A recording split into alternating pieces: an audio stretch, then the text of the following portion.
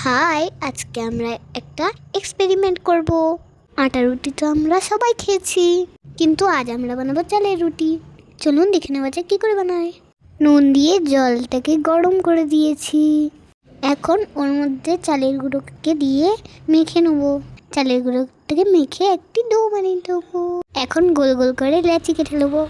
এখন লেচিটাকে চালের গুঁড়ো লাগিয়ে একটু চাপ দিয়ে দিয়ে বেলে নেবো। আমি তো গোল মতো আর বেলতে পারি না, তাই একটি বাটিতে চেপে গোল করে নিলাম। এখন তাওয়াটা চাপিয়ে রুটিটাকে এপিট ওপিট সেঁকে নেবো।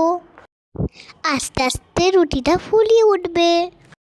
যতক্ষণ ফুলে উঠছে তুমি আমার চ্যানেলটাকে সাবস্ক্রাইব করে দাও, কমেন্ট করে জানাও তোমরা আগে কোনো দিন চালের রুটি খেয়েছো কি না।